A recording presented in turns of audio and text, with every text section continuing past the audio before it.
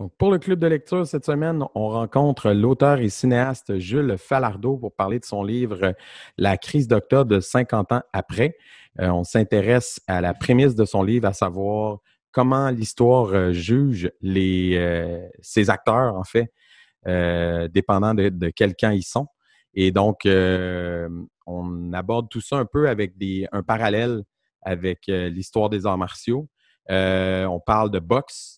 On parle de combattants québécois, on parle d'équipe Québec, on parle d'espionnage international.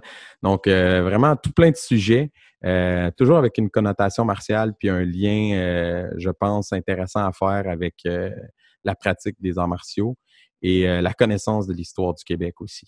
Bonne écoute!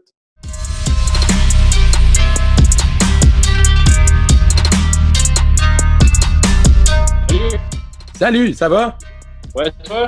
Ça va super bien. Écoute, je viens juste de le finir, le livre, comme hier ou avant-hier. Puis, j'étais comme, c'est sûr que je veux en parler. Puis en plus, tu m'as comme fourni le prétexte dans tes intervenants comme pour que ce soit pertinent dans mon podcast. Puisque nous, on s'intéresse aux arts martiaux. Puis tu as comme quand même Reggie Chartrand comme intervenant dans le livre. En fait, il parle à bande parce que c'est sa femme qui est exact. de risque, en fait. C'est ça. Fait que il y avait ce lien-là de un, mais de deux aussi. Quand je le lisais, une des choses qui revenait beaucoup dans le livre, puis qui résonnait beaucoup avec d'autres lectures que j'ai faites récemment, puis d'autres discussions qu'on a eues, plus en lien avec les arts martiaux sur le podcast ou avec des invités.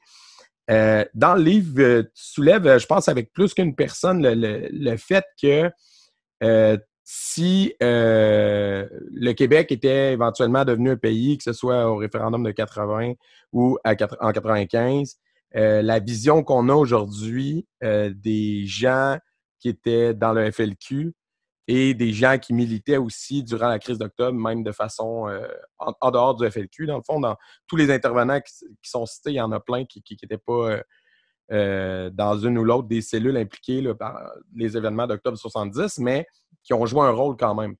Mais dans le fond, mon point, c'est la vision qu'on a de ces gens-là serait différente aujourd'hui si le Québec était devenu un pays. Puis c'est quelque chose qui revient souvent, tu sais, qui était dit comme si l'histoire est écrite par les gens qui gagnent, puis le fait qu'on n'est jamais arrivé au pays fait que ces gens-là, c'est comme si l'histoire les a jamais réhabilités.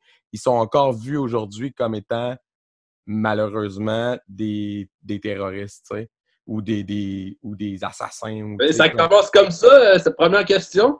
Oui, ben écoute, je me lance dans le bain, là, mais c'est parce que c'était comme mon prélude, puis je voulais t'amener vers ça parce que dans le fond, tu vas voir le lien que je vais faire après parce que j'ai fait d'autres lectures récemment, comme plus sur l'histoire du Japon féodal. Puis tu sais, il y a eu des révoltes, il y a eu des guerres, des conflits là-bas. Les samouraïs se révoltaient pour X raisons, pour garder leurs acquis, pour conserver leurs droits de bourgeois au final, parce que c'était l'aristocratie en quelque sorte, les samouraïs à l'époque. Ouais. Puis ils se sont révoltés contre l'empereur qui essayait de leur enlever ces droits-là. Puis ils ont droit à un film d'Hollywood qui rend ça romantique et louable et valeureux. Puis les gens qui ont participé, que ce soit, mettons, là, je nomme le FLQ, mais que ce soit en Irlande, l'IRA, tous les mouvements de libération nationale qui ont atteint leur but ou non, ben, il y en a qui sont pas vus de la même façon dans l'histoire, puis qu'eux se battaient pour des raisons d'autant, beaucoup plus nobles. Là. Je sais pas si tu vois un peu où... c'est parce que la prémisse de ton truc, quand on dit que c'est les gagnants qui écrivent l'histoire, tout part de là. C'est super simple à comprendre. Et moi, je me pose la question, en fait. Je pose la question, je sais la réponse, je sais ma réponse, mais je trouvais ça intéressant de voir comment les gens abordent cette question-là, qu'est-ce qu'ils en pensent. Ouais. Parce que à une certaine époque, à un certain moment de la lutte, les gens qui ont pris les armes sont reconnus comme des terroristes par le pouvoir en place. Et ça, c'est partout. Ouais. Mais une fois que la lutte est achevée, une fois que l'indépendance est acquise ou que la dictature dans certains pays déjà indépendants tombe, ben, on reconnaît l'apport de ces gens-là dans la grande lutte pour la libération nationale. Et moi, je pars d'exemples connus. Je Ouais. pars de l'exemple de Nelson Mandela. Mm-hmm. Nelson Mandela, on l'a reconnu comme terroriste. Il soutenait la lutte armée et tout. Et il est devenu président du pays. C'est pas juste d'être reconnu, c'est d'avoir une légitimité qui te donne le droit de diriger l'État par la suite. La même chose en Uruguay, des gens qui qui ont été emprisonnés, torturés, qui ont été dans la guérilla. Ouais. Je parle de Pepe Mujica, devient président. La même chose au Brésil, la même chose en Algérie, un peu partout. Ouais. Et l'Irlande est un très bon exemple. Et ça, ce qui est drôle, c'est que à l'extérieur de mon livre, j'ai fait une entrevue avec Félix Rose en lui posant cette question-là aussi, en lui donnant ces exemples-là. Ouais. Et lui, il m'a nourri avec un nouvel exemple que quand il est allé visiter l'Irlande avec son père, des anciens de l'IRA qui sont maintenant députés, ils ont rendu un hommage à Paul Rose, en fait, que des gens d'un État étranger reconnaissent l'apport de Paul Rose, alors que dans l'histoire canadienne, ben, on va toujours étiqueter les gens qui ont pris les armes comme des terroristes et les journalistes, les éditorialistes, les chroniqueurs, c'est l'étiquette qu'on donne. Ouais. Puis c'est drôle parce que je discutais récemment avec quelqu'un dans mon entourage autour de l'histoire des Patriotes. Puis parce que j'ai lu quelque chose, je me souviens pas, je pense que c'est dans le livre encore, c'est dans ton livre, c'est quelqu'un qui dit tu sais, même les patriotes, ça a pris du temps avant qu'ils soient reconnus comme des gens qui essayaient d'atteindre la libération nationale et non des petits fouteurs de troubles au final. Tu sais, ce que je veux dire, c'est que maintenant, ils ont leur journée, ils ont des monuments, il y a des lieux historiques qui leur sont dédiés. On a comme corrigé cette vision-là de l'histoire par rapport à eux. Est-ce que tu penses que c'est une question de recul historique, que, tu sais, le fait qu'on a la distance, le fait que ça fait plus longtemps, que même si le Québec n'est pas devenu un pays, on peut se permettre de reconnaître que ces gens-là, essayaient d'améliorer le sort des Canadiens français à l'époque et que ça dérange pas trop parce que, ça fait 150 ans, fait que tout le monde est mort. C'est cela. Il y a un peu de cela parce que pour un parti politique comme le Parti québécois, je crois que c'est sous Landry qui ont mis la Journée nationale des Patriotes. Ouais, ça fait pas longtemps, non. C'est la fête de Donc, la reine, tu sais, non, pour eux, c'est bien évident que la distance historique fait que c'est d'autant plus acceptable qu'on ne va pas faire une journée nationale du FLQ avec un Parti québécois qui serait au pouvoir. Mm-hmm. Mais il faudrait voir aussi quelle est tu sais, il y a des monuments, il y a des trucs, mais c'est une petite échelle aussi. Je pense juste au monument à Chénier, tu sais, qui est beau, qui est sobre, mais le traitement qu'on lui a réservé, tu sais, c'était comme où est-ce qu'il y a maintenant le nouveau CHUM, tu sais, mais c'était un endroit vraiment perdu, isolé. Et puis là, on a retrouvé la statue perdue dans une cour à scrap quasiment. Mais ce que je veux dire, c'est que, tu sais, on peut reconnaître ces symboles-là à l'échelle du Québec, mais il faudrait voir qu'est-ce que le Canada anglais en dit. Tu sais, pour eux, c'est des espèces de losers, de perdants. C'est un détail de l'histoire. On en a pendu, on en a exilé et on a bien fait. C'est des gens qui menaçaient l'unité de la nation canadienne. Et je pense que faudrait voir aussi, c'est que le pouvoir du gouvernement fédéral en termes de mémoire, en termes d'histoire, de propagande, avec tout ce qui est autour du ministère du patrimoine, ben c'est que, OK, tu sais, on peut bien laisser le Québec se créer des héros à partir de personnes mortes en 1839, sauf que l'État canadien a le pouvoir, lui, le rouleau compresseur, de créer des héros et de mettre beaucoup d'argent pour en faire des figures gigantesques. Tu sais. Je pense autour du 150e et tout, ou des séries Canada, une histoire populaire. Donc, tu sais, on est capable de créer des mythes avec des personnages un peu insignifiants que le Québec a absolument rien demandé à ce niveau-là. Tu sais, Ouais, j'ai ouais. les pères fondateurs, tu sais, ce on appelle pères fondateurs au Canada. Ouais, ça n'a pas Tu la sais, même résonance qu'aux États-Unis quand on parle de ben, père c'est fondateur. ça. C'est des kingpins des chemins de fer, tu sais, c'est des bourgeois qui se sont mis ensemble pour créer un pays pour leurs intérêts Économique. commerciaux. Ils vendent ça, tu sais, comme des... Mhm. Puis, c'est ça, Régis Chartrand, toi, tu avais fait un documentaire sur lui, non? Ouais, ouais, exactement. Dans le passé. Puis, ça m'intéresse, ça. Tu es un gros fan de boxe. Est-ce que tu regardes aussi d'autres sports de combat à part ça ou toi, tu es surtout sur la Je boxe? regarde d'autres sports, mais pas de combat. Je suis pas mal puriste de la boxe. OK. Qui est combat ultime. Bah, tu sais, je suis curieux. Je veux dire, j'aime bien Georges Saint-Pierre. Ouais. Quand tu es québécois, c'est difficile de ne pas l'aimer, Mhm. mais je comprends pas les subtilités des arts martiaux mixtes et les takedowns, les prises au sol m'ennuient un peu. Mhm. Fait que toi, t'es resté à la boxe. T'as pas suivi Ouais, et le même, tu sais, bandwagon du non, MMA non, quand c'est c'est arrivé. ça. Et même la boxe, j'apprécie pas tout. Tu sais, des fois, je regarde des trucs, puis ça m'ennuie, puis Mais Reggie Chartrand, en fait, faire l'histoire courte, pour les gens qui ne connaissent pas, c'est quelqu'un qui vient c'est un Franco-ontarien, en fait. Mhm. Il est venu à Montréal dans les années 50 pour boxer. Et finalement, il a abandonné sa carrière et il s'est trouvé tombé amoureux du peuple québécois et de cette cause-là. Et il a commencé à militer pour l'indépendance du Québec. Et au départ, en fait, il commençait par son école de boxe qui servait aussi de local pour l'organisation qu'il avait créée, qui était les Chevaliers de l'Indépendance. Mhm. Et le but était d'aller en fait, de créer des manifestations, parce qu'à l'époque, il n'y avait pas de manifestations indépendantistes. Et Mhm. c'était d'aller à certains événements et d'avoir. C'est un mouvement un peu basé sur l'autodéfense, dans le sens qu'on va aller face à la police, face à l'État répressif, et on va montrer qu'on n'a pas peur et on ne va pas se faire piler ses pieds. Et Mhm. Reggie a toujours dit, moi, j'encourage pas la violence, mais c'est sûr que si on vient me chercher, si on vient m'agresser, ben nous, on est capable de se défendre, tu sais. Ouais, absolument.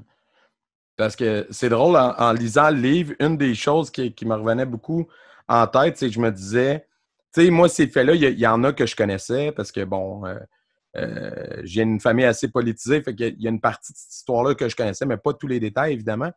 Mais surtout, je me disais, ce livre-là devrait être mis dans les mains de gens de communautés culturelles, tu sais, qui ne comprennent pas la racine profonde du mouvement indépendantiste. Le fait que, hey, à cette époque-là, là, les gens qui militaient dans les rues là, étaient dans des conditions misérables, puis il y avait plus que juste on veut protéger le français en Amérique du Nord, c'était on veut améliorer notre condition humaine, on veut être Ouais. maître de notre destin pour pouvoir avoir accès au contrôle de nos ressources, puis être autre chose que des ouvriers. On va être les boss de l'usine aussi, tu sais. Et Ben, avoir des conditions de vie et de travail dignes et aussi, tu sais, euh, un des éléments sur lesquels j'ai mis l'accent aussi, qui, à mon sens, est super important, c'est que cette période-là, le FLQ et tout, s'inscrit dans un contexte historique mondial aussi où tu avais aux États-Unis, tu avais les Noirs américains qui luttaient pour leurs droits, tu avais en Amérique latine, tu avais la Révolution cubaine, tu avais mhm. l'Algérie. Et L'Algérie, le ouais. FLQ, les indépendantistes québécois, étaient reconnus par ces autres mouvements de libération-là. Et tu sais, c'est dans. Je crois que mon Dieu, j'oublie son nom. Eldridge Cleaver, en fait, qui dit dans un. J'avais jamais vu l'extrait, mais il dit qu'il a lu le manifeste du FLQ ou quelque chose comme ça, puis il est entièrement d'accord avec eux autres, tu sais. Fait que ça c'est important de montrer que le Québec s'inscrivait, tu sais, ça sortait pas nulle part, puis il s'inscrivait dans un mouvement mondial de Mhm. décolonisation. Puis c'est des Mhm. choses que certaines personnes ont tendance à oublier aujourd'hui, tu sais. Ouais, absolument. Comme Puis, si c'était un mouvement centré sur lui-même, puis qu'on n'était pas capable de s'ouvrir au monde. Au contraire, on se voulait se refermer, alors que ça n'a jamais été ce principe-là, tu sais. ben non, c'est ça. Puis, as-tu l'impression que cet élément-là on s'entend que les conditions de vie des Québécois se sont grandement améliorées là, avec l'avènement du Québec Inc., puis l'avènement de la Révolution tranquille. Il y a eu quand même une amélioration globale. On peut dire qu'il y a encore de la pauvreté, là, c'est clair. Mais je veux dire, les conditions de vie des Québécois moyens ne sont pas comparables à celles de cette époque-là. Mais moi, je trouve ça quand même pertinent que les gens d'aujourd'hui le lisent pour comprendre la racine. Mais est-ce que tu as l'impression que le fait que ces conditions de vie-là se soient améliorées sont en partie responsables du fait que on sent plus autant l'urgence, où le feu est moins fort pour la cause, peut-être à cause de ça? Ça pourrait être en partie responsable parce que ces conditions socio-économiques-là sont plus là. C'est un des éléments, à mon avis, en effet. C'est pas le seul. Je pense que globalement, au niveau, je regarde d'autres pays, il y a un abrutissement collectif que le néolibéralisme enfonce dans la gorge des gens aussi. C'est fun, on a accès à toute l'information sur toutes les plateformes qu'on veut. Ouais. Mais au bout du compte, je prends l'exemple de Netflix ou d'autres, qu'est-ce qu'on va te donner, en fait? C'est eux qui décident qu'est-ce qu'on va montrer aux gens. Tu peux chercher ce que tu veux si tu persévères, sauf que le père ou la mère de famille qui a des enfants, qui va les porter à l'école, qui va les porter à la garderie, qui va faire sa job, qui va faire l'épicerie en revenant, qui va les chercher, qui fait le souper. C'est un mode de consommation néolibérale où finalement, quand tu as terminé ta journée, écoute, t'as les paiements à penser, t'as toutes ces niaiseries-là de la vie nord-américaine ou occidentale moderne, finalement. Non seulement t'as plus les mêmes conditions qui fait que, je te dis pas que t'avais plus de temps libre dans les années 50, mais t'es comme pris un peu dans ce tourbillon-là néolibéral où finalement, même quand les gens sincèrement ont le sentiment qu'ils se font crosser à quelque part, ils savent pas nécessairement où se garrocher pour... puis les combats sont fractionnés en une multitude justement de combats différents. Il n'y a plus une unité comme, c'est les luttes ouvrières et tout. Et je pense que le néolibéralisme a fait exprès justement pour fractionner les luttes, pour qu'il soit impossible qu'il y ait une unité dans la population. Un combat, puis de monter, quand on dit l'union fait la force, c'était... Oui, absolument. Absolument. Donc, c'est drôle parce que... Évidemment, est-ce que les gens sont plus ou moins politisés? Je pense que, on est peut-être plus éduqués, mais pas nécessairement plus politisés. Je pense qu'on va pas très, très loin au fond des choses. Je pense qu'on lit pas assez collectivement. Et je pense que on fait pas un effort énorme de se conscientiser, de fouiller les sujets. On se contente souvent de peu.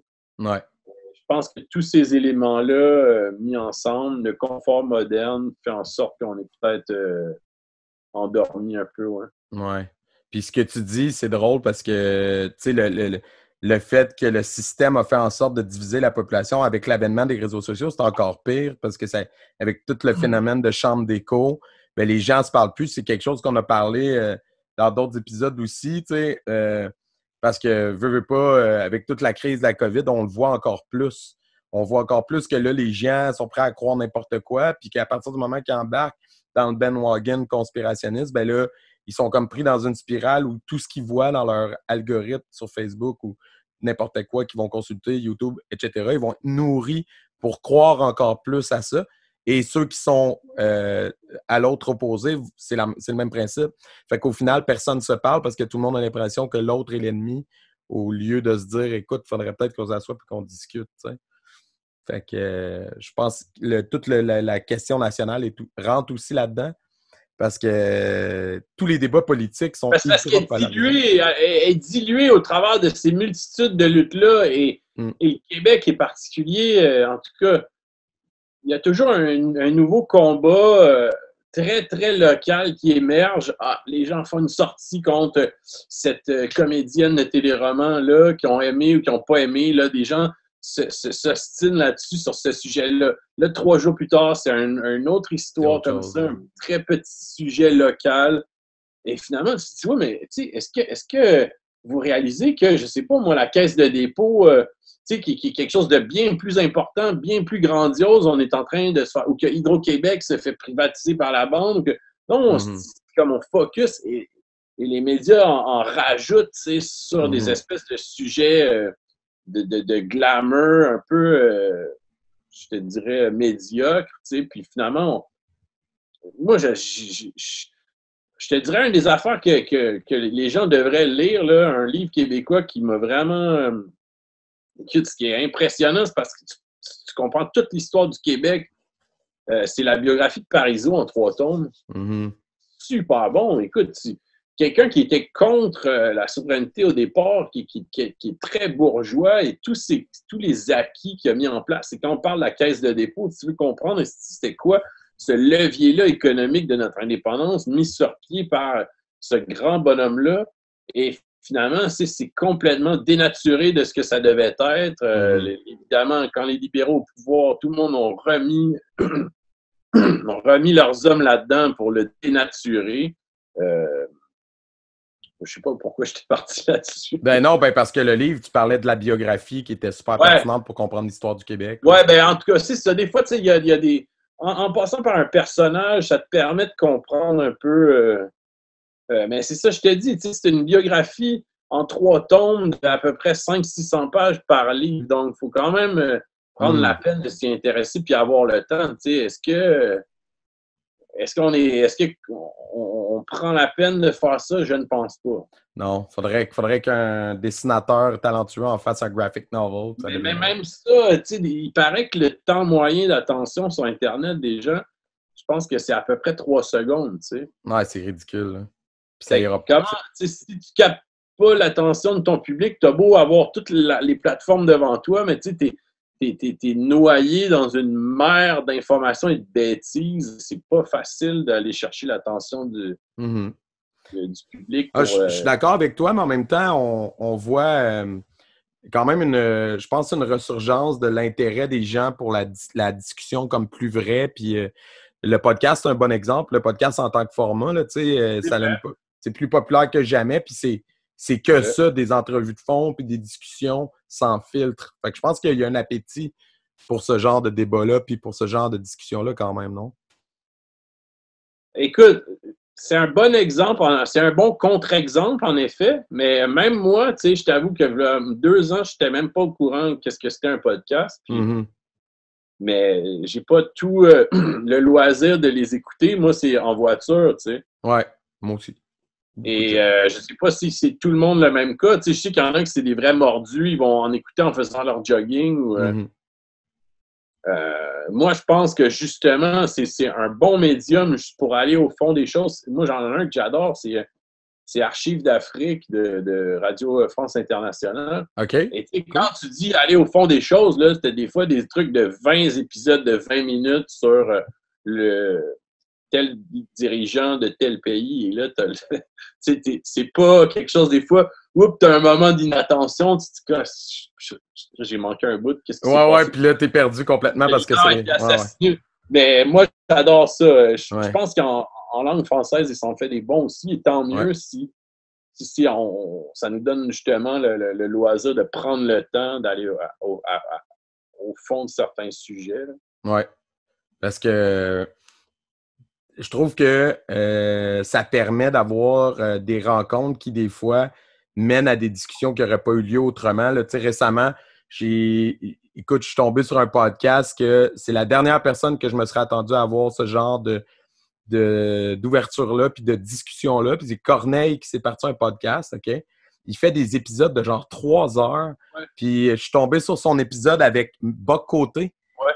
Il fait un 3 heures avec Boc Côté, puis je me dis, hey, cet épisode-là, si tous les jeunes de minorités culturelles qui sont fédéralistes en ce moment pouvaient s'asseoir puis écouter ça, je pense qu'il y en a une gang qui ferait comme, you know what, ça a du sens, qu'est-ce qu'il se dit là?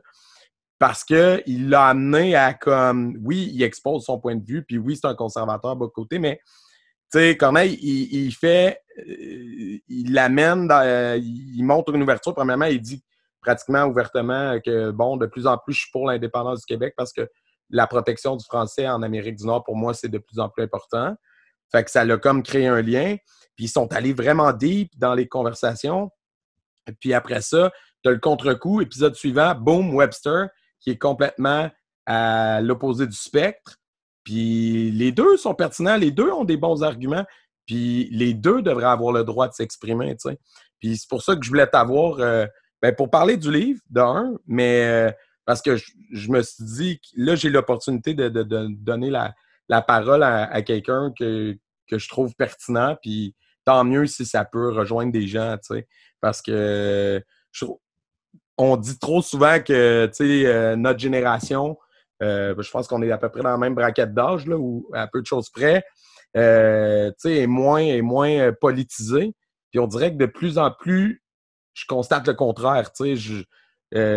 L'autre fois, j'écoutais un podcast de, rap politique qui sont tout sauf politisés.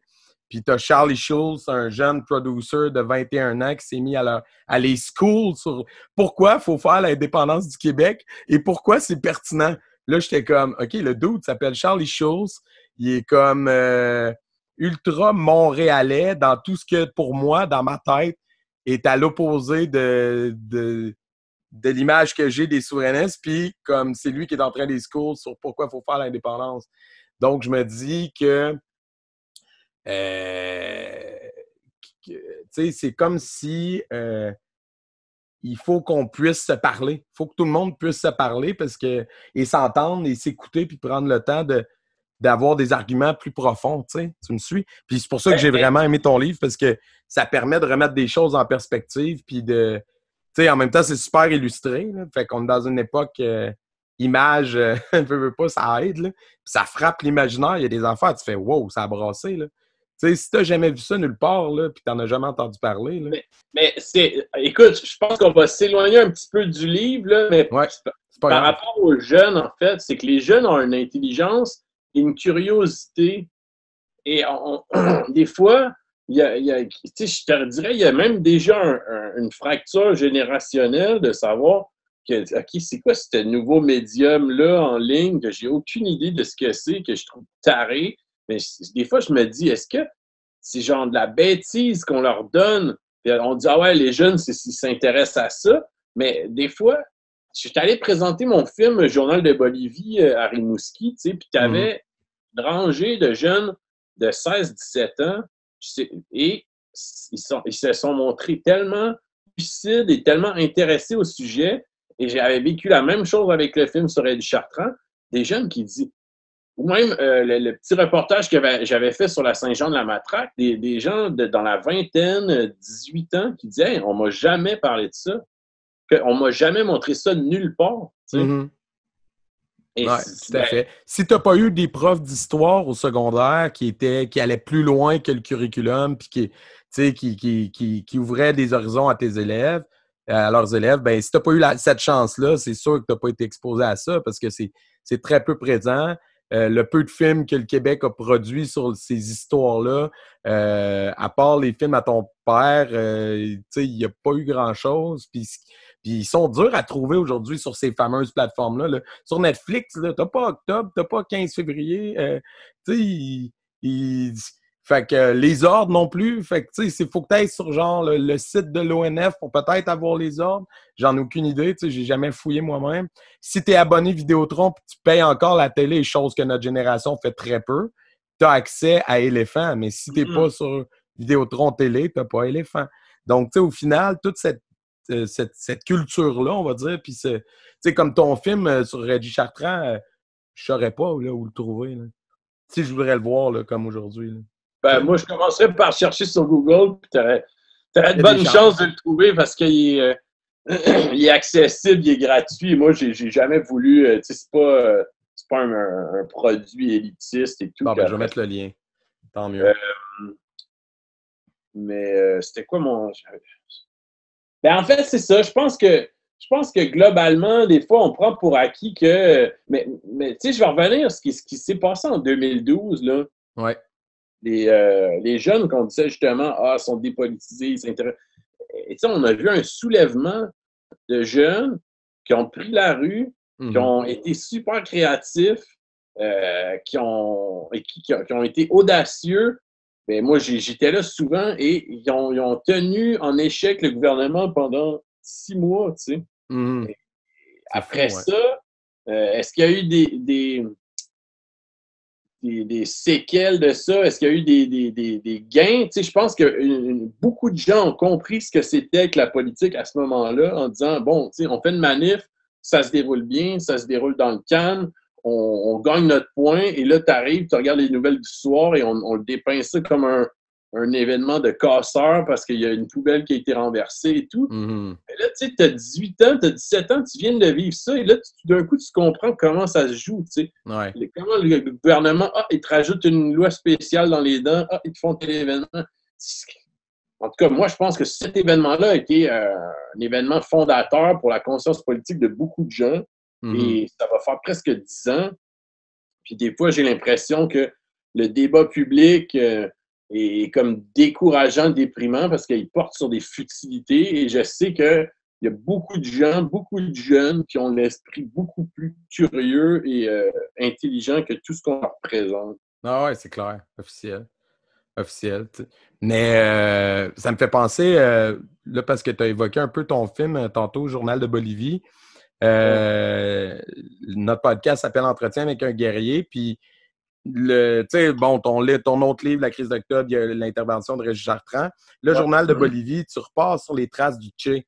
Puis là où moi, je vois quand même un parallèle, c'est que c'est des gens qui étaient à la base, tu sais, portés par des valeurs humanistes, des valeurs de paix, d'égalité, de justice sociale. Puis comment ces gens-là en sont venus aux armes, puis à la révolte armée. Est-ce que avec Journal de Bolivie, comme c'est quoi que tu allais creuser? C'est quoi qui t'animait quand vous avez décidé de faire ce film-là, dans le fond? Ben, en fait, je te dirais que le Tché, ça a toujours été un peu mythique pour moi. Je connaissais les grandes lignes. Et quand je suis allé en Bolivie la première fois, j'ai remarqué, en fait, là, il y a quelque chose qui m'interpellait parce que je connaissais pas grand-chose de la Bolivie, mais je savais que c'était le pays où le Che avait été assassiné. Ouais. Et juste ça, moi, c'était comme, OK, tu sais, j'ai vu l'omniprésence de sa figure, c'était quoi la relation des Boliviens avec ça, puis en sachant qu'il allait avoir un 50e anniversaire de sa mort, je savais en fait en fait, j'ai compris que ça a été une histoire qu'on a longtemps cachée aux Boliviens ou qui était plutôt, qui laissait tomber dans l'oubli, Mhm. juste au niveau des lieux. Et tu sais, ça ramène ce qu'on parlait tantôt à propos de l'histoire des patriotes ou des FLQ. Tu sais, c'était une histoire qui était taboue où même on laissait mourir les sites, comme durant les dictatures, c'était pas bon de raviver ça. Et là, tu as eu un gouvernement socialiste qui a dit, moi, je vais mettre ça de l'avant, puis on va faire des commémorations, puis on va faire quelque chose de grandiose. Puis moi, j'ai voulu voir comment on vivait ça dans le pays où, parce que la Bolivie a il y a comme une dualité entre on est le pays qui a réussi à le capturer pour une certaine partie du pays, les forces armées qui sont très fiers de ça, et tu as une autre Mhm. portion où on porte la honte d'avoir été le tombeau du Tché. Et là, Mhm. je suis tombé, en fait, comme j'avais des amis là, je suis retourné en 2017, puis j'ai suivi une gang de gens qui, eux, faisaient des pèlerinages, en fait, sur la route du Tché dans les montagnes pour comprendre, pas seulement lire ce que c'était, mais comprendre un peu ce que ça pouvait impliquer comme sacrifice. Et ils faisaient ça dans la vingtaine. Et là, on a repris ces gens-là, puis on est reparti sur leur propre trace aux commémorations 15 ans plus tard. OK. Puis ça a pris du temps à réussir à monter ce projet-là parce que je pense que vous avez fait ça un peu par sociofinancement, non? Ça n'a pas été subventionné Ouais, du tout, ce projet-là? écoute, on veut dire des mauvais jeux de mots là, de parcours du combattant ou de cinéma guérilla. Toutes les Ouais. bourses possibles ont été refusées. Mais au départ, moi, je savais qu'il y avait quelque chose. Donc, tu sais, je savais que j'avais une petite équipe à mener là. Finalement, on était deux. Mhm. Mais on a fait un sociofinancement. On a pu aller tourner 2 mois. Et après ça, quand on savait qu'on avait en fait, les institutions demandent presque d'avoir scénarisé ton documentaire avant qu'il soit tourné. Et ça, c'est compliqué en documentaire. Ah ouais. C'est pas nécessairement à quoi tu auras accès et comment vont se dérouler les choses. Si c'est la beauté du documentaire. Fait Ben qu'on l'a oui. fait. Et on brainstormait le jour, le soir, on avait des idées, là, on tombait sur une telle personne, telle. Puis quand on est revenu, ben là, on savait qu'on avait un film parce qu'on avait fait cette route-là. Puis on avait des amis muralistes qui avaient fait une murale du Tché. Et ça, c'est particulier, c'est parce que c'était des muralistes anarchistes. OK. Mais ils n'ont aucune ambiguïté à être fiers de leur pays et à avoir une fierté pour le drapeau bolivien. Mm-hmm. Et bref, après, ben, c'était tout le demande d'autres bourses et tout qui a toujours été refusé. Mais à un moment donné, bon, j'ai le film, les gens m'ont fait confiance pour aller le tourner. Je me dis, ben, ça va juste être plus long, mais on ne m'empêchera pas de faire le film. On dit là, il est fait, il manque juste. Donc, ça a été à peu près 2 ans de montage, de traduction, sous-titrage, c'est tout moi qui a fait la grosse partie. Jean-Philippe, qui a réalisé avec moi, a fait la direction photo et a fait la colorisation. Puis on a, ici et là, il y a des contacts, des amis qui ont donné un coup de main, le mixeur de son, une petite boîte de prod de Québec, mon compositeur, mon ami FX qui a fait la musique. Fait que, comme d'habitude, les gens se sont greffés, puis ça a pu donner ce film qui est sorti. Puis celui-là, il est-tu disponible sur Internet comme celui sur Reggie Chartrand? Ben là, lui, en fait, c'est qu'on a un distributeur puisqu'il est sorti en salle, donc tu peux le trouver sur Vimeo sur demande ou Illico, okay. À la location, en fait. Là. OK, cool. Je vais mettre le lien. C'est bon, c'est intéressant.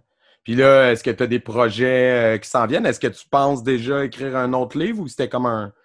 Il y a eu une opportunité? Dans les deux cas, c'est l'aboutissement de... Tu sais, le Journal de Bolivie, ça a pris presque 4 ans. Le livre, c'est un peu moins long. Peut-être ça a pris 1 an, mais le livre, c'est qu'on m'a approché avec cette idée-là, en fait. Et moi, j'ai dit, ben, tu sais, oui, c'est sûr, pourquoi je refuserais une idée comme ça? D'habitude, c'est moi qui propose des projets dans le genre, puis ça intéresse personne.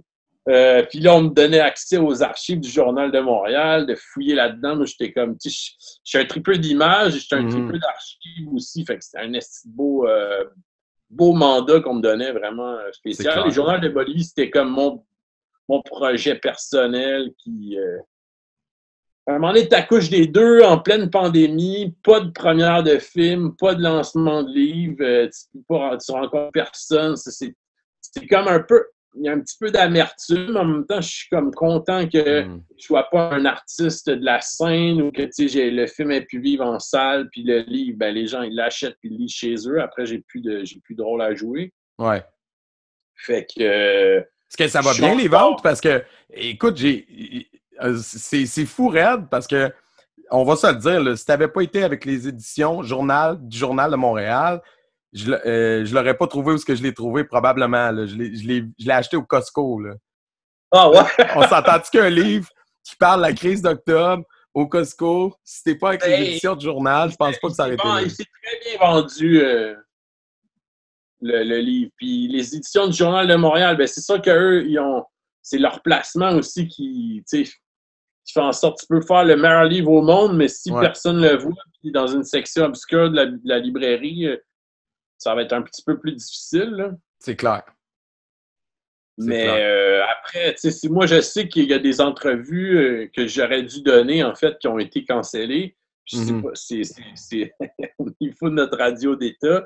Je sais pas si le recherchiste a lu le livre et a fait « Ouais, c'est-tu quoi? Je suis pas sûr qu'on va lui donner la tribune. » Mais sérieusement, en tout cas, moi, je vais le recommander à plein de monde. Tu sais, comme quelqu'un qui comprend pas l'histoire, le pourquoi du comment, puis qui est pas trop au courant, ou un nouvel arrivant, tu fais « Hey, tu veux t'éduquer sur l'histoire du Québec? Lis ça, c'est un bon condensé. » Puis il y aurait matière probablement à faire un tome 2, c'est sûr, parce que c'est sûr que tu n'as pas pu avoir tous les intervenants que tu aurais pu ou voulu avoir. Non, mais en fait, moi, je voulais plutôt comme un point de départ qu'un point final. Tu sais, 50 ans plus tard, la crise d'octobre, est-ce qu'on met un point final à cette histoire-là ou, au contraire, tous ces jeunes qu'on leur a juste jamais parlé de ça, tu sais, qui sont allés voir le film Les Roses puis ils découvrent ça pour la première fois, ben, c'est une excellente occasion de se plonger là-dedans. Puis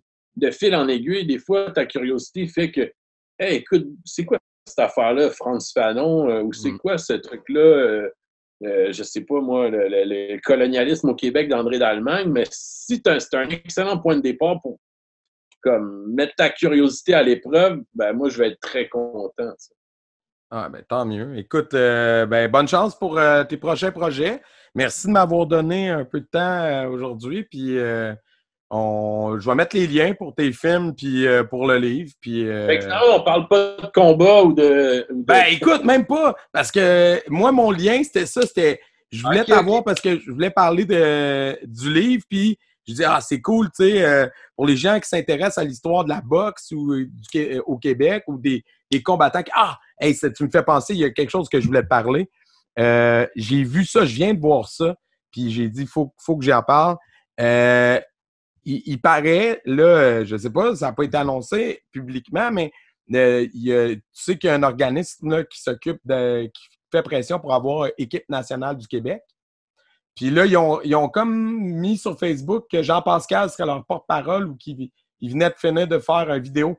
Fait que là, j'étais comme, ben ça, c'est vraiment un bon move.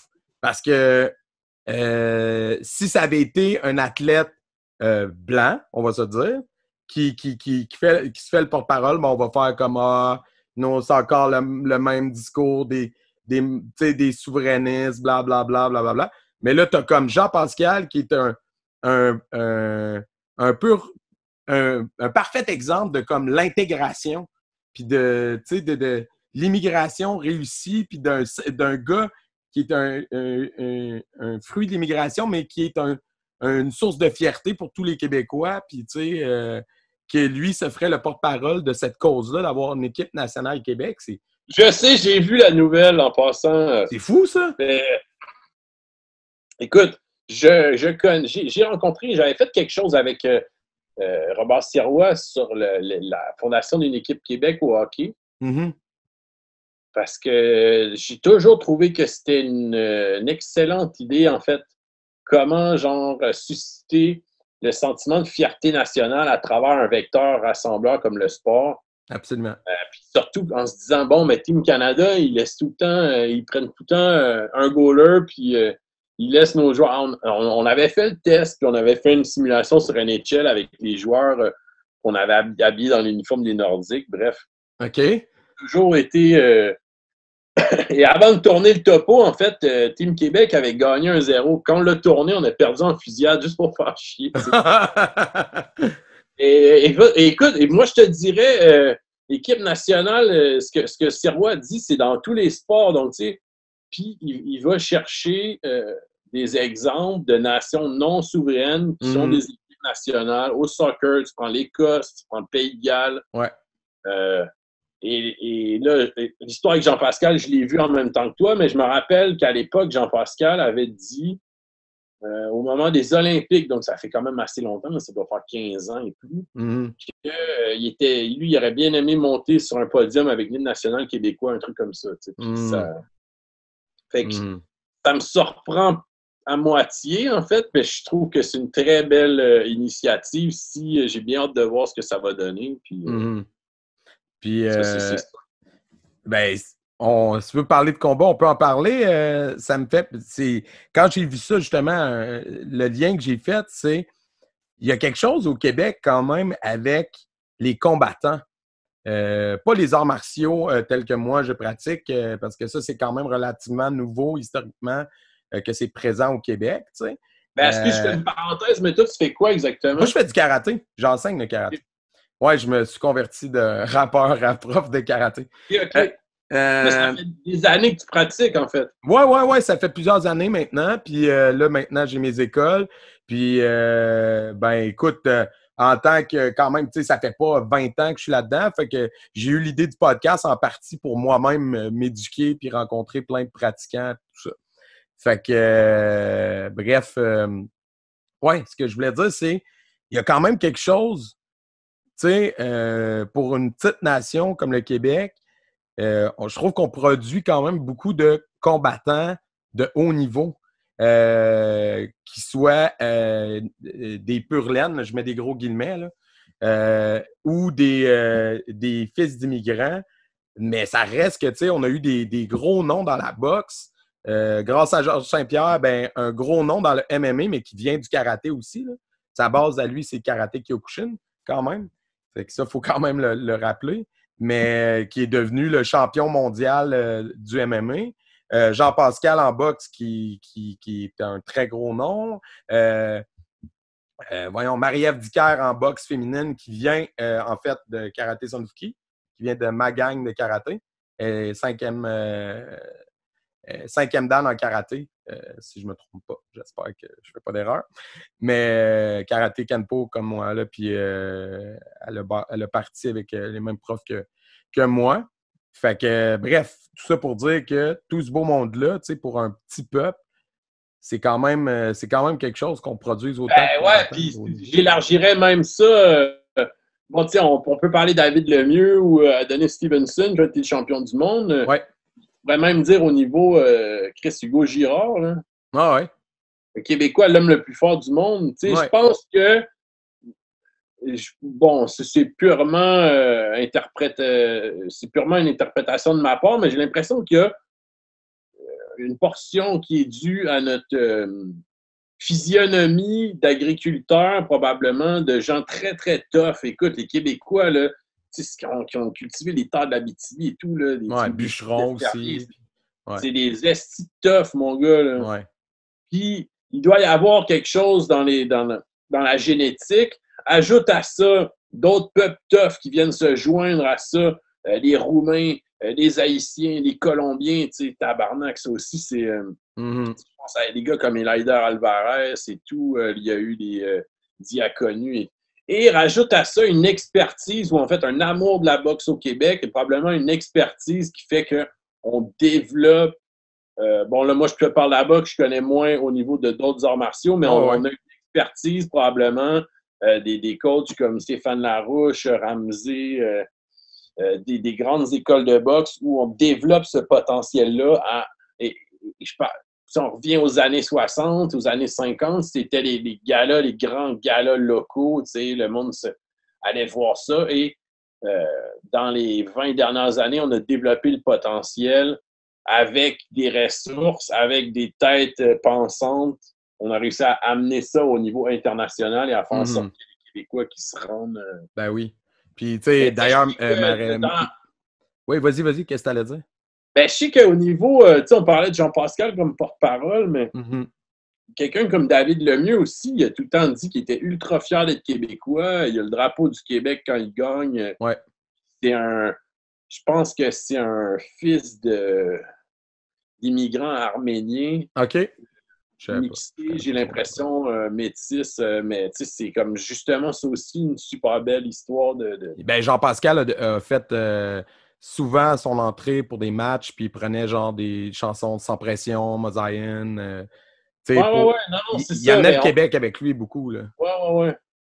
Puis ça, c'est cool. Parce qu'après aussi, je pense que les promoteurs, à un certain moment, ont dû se dire, tu sais, tu prends un Ouzbek ou un Ukrainien que ça fait quelques mois qu'il est ici, comment tu vas aller chercher la faveur du public québécois? Ben, mets-toi une fleur de lys sur tes shorts, puis va te battre, tu sais. Mais il y a des gens, quand même, que tu le sais, leur attachement est plus sincère et moins marketé, puis justement, Jean-Pascal ou David Lemieux, c'est des bons exemples.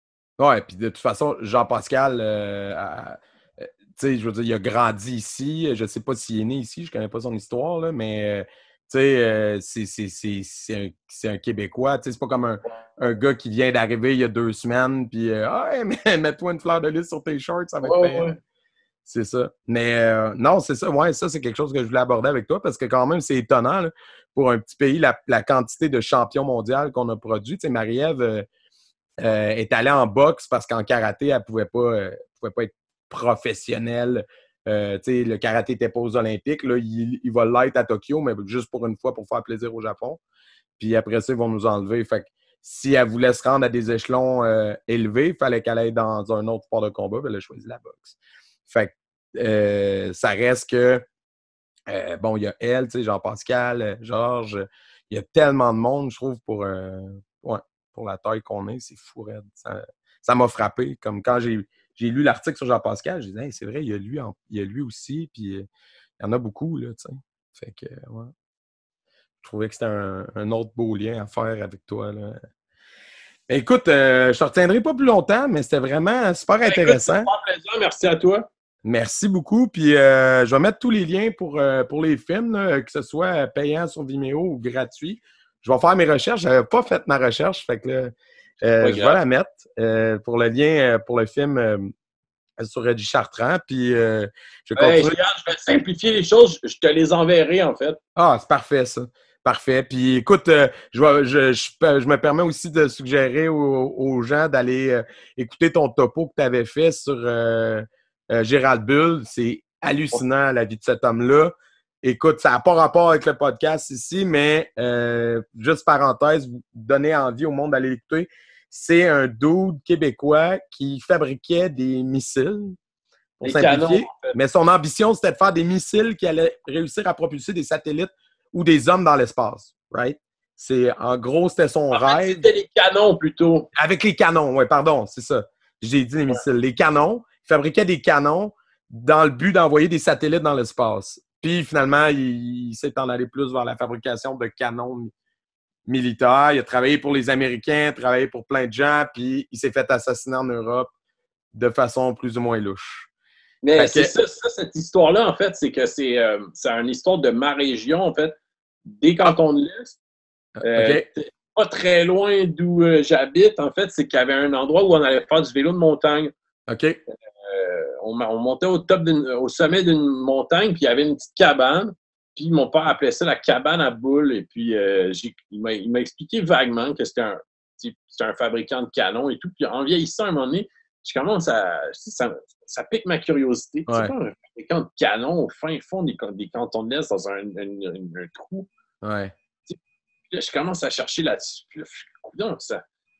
Il se fait, là, on accusait en fait les services secrets israéliens d'avoir assassiné. Je dis, mais voyons donc, un gars qui faisait des canons dans le fin fond des cantons de l'Est se fait assassiner en Europe par les services secrets israéliens parce qu'il voulait vendre un canon à Saddam Hussein. Mm-hmm.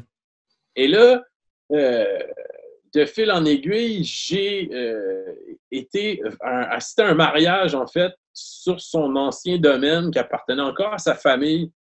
Et j'ai su que ils ont fait une exposition dans les cantons de l'Est à propos de ça, et j'ai su qu'il y avait encore de sa famille qui avait le domaine. Fait que j'ai écrit à son fils. Puis, j'étais allé le rencontrer. Puis là, j'ai proposé à Tabloïd. J'ai dit, écoute, j'ai ce sujet-là. Ça a été déjà traité, je sais, sous certains angles, mais moi, j'ai accès à des infrastructures de l'époque de la Space Research qui sont encore sur pied. Mm-hmm. Et donc, on a foncé, on est allé, moi et Manu Châtaignier, avec qui je travaille chez Tabloïd. Puis, écoute, je veux dire, il y a une bâtisse, c'est incroyable, là, c'est le labo photo est encore en même état qu'il était dans les années 60. T'as les mêmes rideaux, les mêmes portraits de John F. Kennedy. Ouais, c'est fou. Il faut qu'on fasse un musée avec ça. Il faut que ça soit protégé, cette place-là. Il y a toute une histoire de... Ouais, toute une partie de l'histoire du Québec un peu là-dedans, puis dans la guerre froide aussi. J'ai l'impression que le gouvernement canadien et québécois n'a jamais vraiment voulu mettre ça de l'avant ou faire quelque chose pour que ce patrimoine-là soit... Mm-hmm. C'est comme s'il y avait un peu honte de cette histoire, de son rôle dans cette histoire-là. Parce que je sais pas si tu avais vu ça. Écoute, c'est un vieux téléfilm qui n'a pas été très, très mainstream, là, mais je me souviens avoir vu un vieux téléfilm avec Dan Aykroyd sur le projet Arrow. T'as-tu déjà vu ça? C'est un avion développé par le Canada qui aurait fait en sorte que le Canada aurait été genre un leader mondial de l'aviation militaire, s'il avait réussi à le commercialiser. Puis là, ben, dans le téléfilm, ils font comme si... ils font pas comme si. Le projet a été comme enterré, ce projet-là. C'est ça que tu vois dans le téléfilm. Tu checkeras. En tout cas, fais tes recherches là-dessus si ça t'intéresse. Puis toute l'histoire de Gérald Bull joue un peu dans les mêmes eaux, c'est-à-dire tout le côté complot des centrales d'espionnage, des Israéliens, des Américains impliqués, des Européens impliqués, Saddam Hussein impliqué. Écoute ça, là, si ça ne fait pas un film à Hollywood un jour, on a un sérieux problème. Ou pas à Hollywood, au moins au Québec. Ils en ont fait un film là-dessus, je pense, avec Kevin Spacey. Avec qui? Kevin Spacey. Sur Gérald Bull?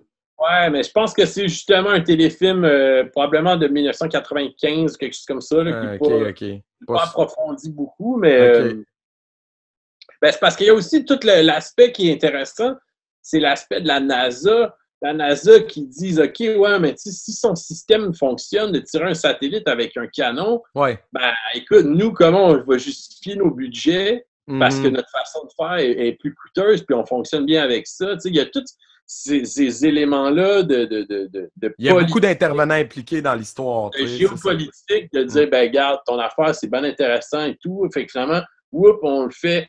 Veux-tu donner des armes à l'Afrique du Sud plus tôt? Finalement, on se fait pogner, on sacrifie. Ah, écoute, moi-même, j'ai creusé la thèse de l'assassinat par les services secrets britanniques dans l'article qui accompagne et j'ai vraiment eu du fun parce que j'ai foncé dans toutes sortes tu sais, pas... en fait, puis j'ai eu l'occasion d'en parler avec Normand Lester aussi. Oui, il a fait un podcast, je l'ai tout écouté. Ça s'écoutait comme un film, comme un roman, c'était malade. C'est fou. Ah, ben, celui-là, je suis bien chanceux d'avoir eu la chance de faire ça. C'était vraiment un truc de gamin pour moi. Ouais, officiel. Tu sais, on parlait tantôt de héros pour qui peuvent servir justement à construire ce sentiment national-là. Ben, tu sais, Gérald Bush, je ne dis pas que c'est un héros, mais c'est une histoire que, mettons, si c'était un Américain, là, c'est clair qu'il y aurait eu un film. Genre Ben Affleck aurait fait un film là-dessus ou quelqu'un aurait fait un film là-dessus. Tu sais, tu me suis, c'est sûr. Sûr. Ça aurait été joué gros, puis ça aurait été un personnage super. En fait, c'est pour ça aussi qu'au Canada anglais, c'était une grosse tête, là. Tu sais, c'était comme un scientifique de génie de McGill. C'était vraiment une grosse affaire. Puis le fait qu'on l'ait comme laissé tomber comme ça, qu'on l'ait poussé. On l'a tassé, carrément. Vers la marginalité, puis vers les. C'est comme son projet. Même lui, il dit, tu sais, on n'a pas assez les épaules solides pour faire des trucs grandioses. Alors. Ouais, il s'est tourné vers. Mais ça rentre, tu sais, parce que je voulais faire un lien, ça rentre dans le même genre de registre que, tu sais, Léo Major. Léo Major, dans termes de héros que tu pourrais jouer là, pour faire du nation building, là, d'excuser l'anglicisme, là. Mais ça en est un, ça. Écoute, c'est épique, cette histoire-là. Comment ça se fait que c'est pas joué plus? Comment ça se fait que c'est pas enseigné à l'école, la vie de cet homme-là? C'est malade mental. C'est hallucinant, là. C'est hallucinant. C'est fou. Écoute, et tout. Je me fais souvent poser la question pourquoi il n'y a pas de film là-dessus? Fais un film là-dessus. Et tu sais, c'est tellement. Écoute, ça serait épique. Ça serait difficile à financer. Là. Ouais, il faut que tu fasses une copra d'Europe, Québec, t'as pas le choix parce que tu vas devoir. Si tu veux tourner là-bas, tout, puis ouais. Mais évidemment, ça a tout le temps été gardé dans l'ombre. L'histoire finit par sortir, le monde s'y intéresse. Et là, j'ai peur que le gouvernement canadien s'approprie un peu l'aura de Léo Major pour leur foutre sur un thème Team Canada, voici nos. Ouais. Mais alors que Léo Major, je crois que même c'est son fils qui a annoncé ça cette année, que Léo Major a voté oui aux 2 référendums. Ah ouais? Ah ouais. Ouais, parce qu'il était encore vivant, monsieur, je ne savais pas. Là.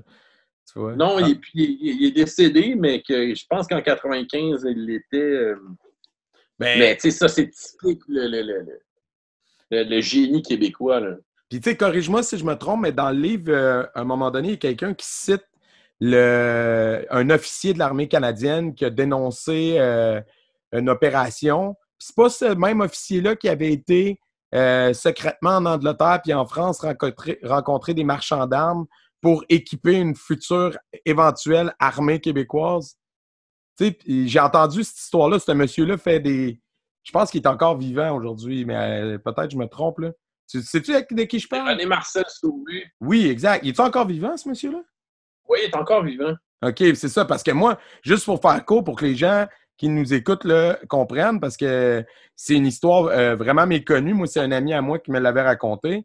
Je résume, tu me corrigeras si je fais des erreurs, mais en gros, ce monsieur-là est un officier de l'armée canadienne.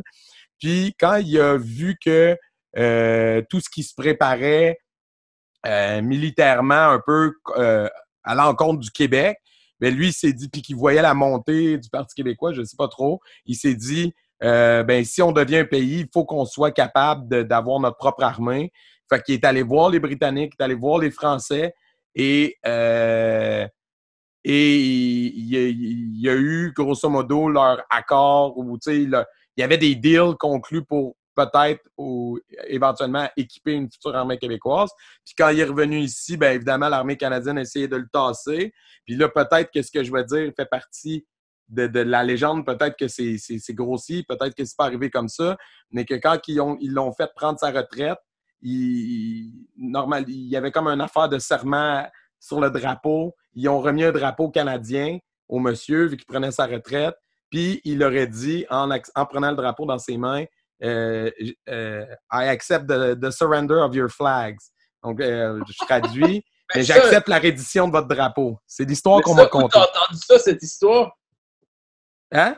C'est un ami qui me l'a conté, mais il y a des vidéos qui circulent de ce monsieur-là sur Internet qui fait une conférence. Je pense qu'il racontait cette histoire-là. Puis mon ami l'avait entendu. C'est très plausible. La portion des ventes d'armes, ça, écoute, tu me l'apprends, moi-même, je ne le savais pas. Ouais. C'est très plausible, encore une fois. Moi, je sais son histoire de l'opération Need Pitch qui avait révélé en fait, l'espèce de wargame qui se jouait au Québec avec je pense qu'il y avait des militaires qui étaient des Britanniques de l'Irlande du Nord qui étaient là aussi. Mm-hmm. Lui qui avait révélé ça, et je sais aussi qu'il a pensé stratégiquement, géographiquement parlant, la défense du Québec dans un livre qui s'appelle Géopolitique et avenir du Québec. Sauvé, ça? Il a écrit un livre?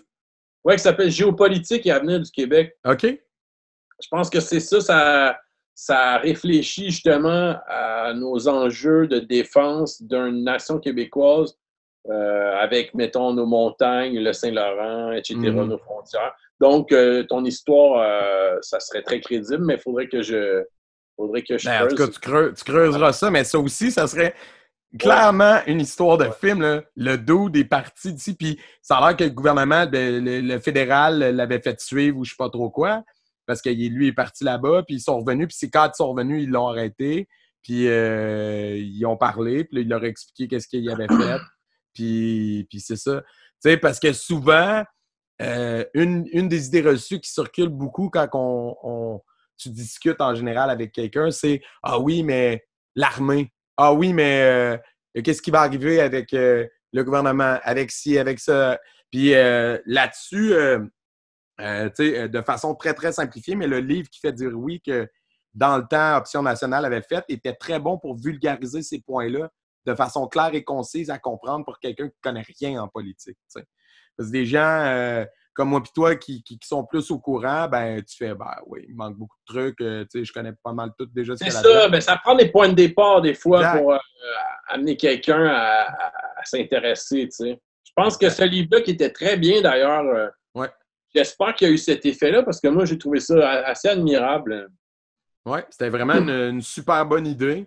Ça se passait bien, c'est un petit livre, ça ne décourageait pas quelqu'un qui fait comme « Ah, la grosse brique ». Tu sais, parce qu'on ne se le cachera pas, tu recommandais la lecture de Parizeau.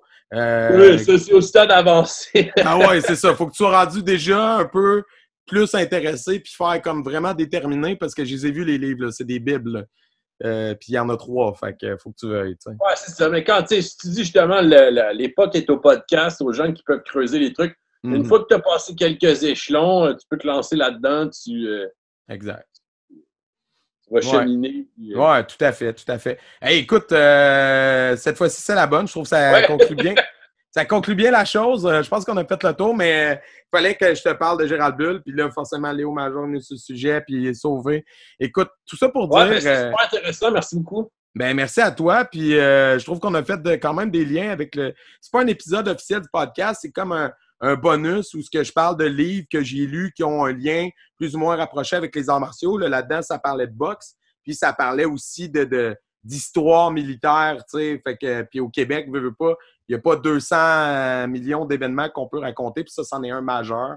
Fait que je pense que c'est un incontournable. Puis je savais que tu aimais la boxe, fait que je savais qu'il y aurait des liens à faire. Puis, ben écoute, on a réussi à parler de Gérald Bull, Léo Major, puis Sauvé, qui sont d'autres histoires de guerriers. Fait que, Ouais, absolument, absolument. Tout est dans tout. Merci beaucoup, Jules. Puis, Merci à toi, salut bien. bonne fin de journée. Bye.